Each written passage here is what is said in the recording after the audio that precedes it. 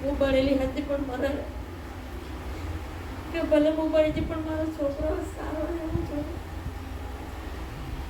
પણ તોય હું બધાને કહેતી કે મારા છોકરાને કેવો મને વિડીયો કોલ કરી બતાવો, મને ફોટો પાડીને બધા એવું કહે કે અંદર જવા નથી દેતા, આઈસીયુમાં છે અંદર જવા નહીં દેતા કે અને તે વિડીયો કોલ કરવા નહીં દેતા, ફોટો નહીં પાડવા દે. પછી હું દરરોજ ખાવાનું પીવાનું બધા લઈને આવું, બધાને હું કરું કે મારા છોકરાને મને બતાવો, મારા આકાશને કેવું. તો બધા મને આશ્વાસન આપે જ છે કે સારું છે, કે સારું છે. બધા મને એવું કહે કે સારું છે. પછી જતાં 20 દિવસે પછી મને મારા સસરા બી હતા તો એમને બીમાર જેવા જ હતા પણ બહુ લાડકો હતો બધાથી નાનો હતો એટલે બહુ લાડકો હતો.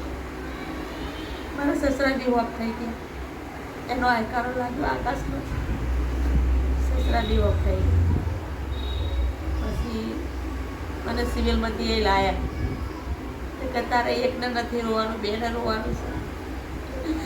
અમે શું કરીએ, મારો છોકરો જતો રહ્યો તો એમને બહુ દુઃખ લાગે છે.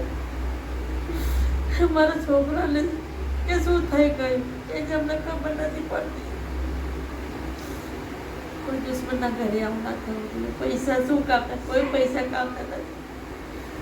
અમે પહેલાં બહુ સુખીથી રહેતા, પરિવાર હંપીને બધા જમવા બેસતા, એને હાજે એના પપ્પા જોડે એને જે ખાવું પીવું હોય એના પપ્પાને ફોન કરીને મંગાવે ખાવાનું પીવાનું. આખો દિવસ મારી જોડે રહેતો, હાજે એના પપ્પા જોડે રહેતો.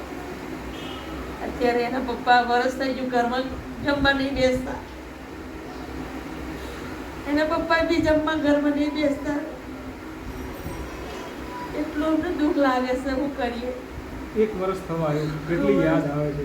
બહુ જ યાદ આવે. એના પપ્પા તો ઘરે જમવા જ નહીં બેસતા.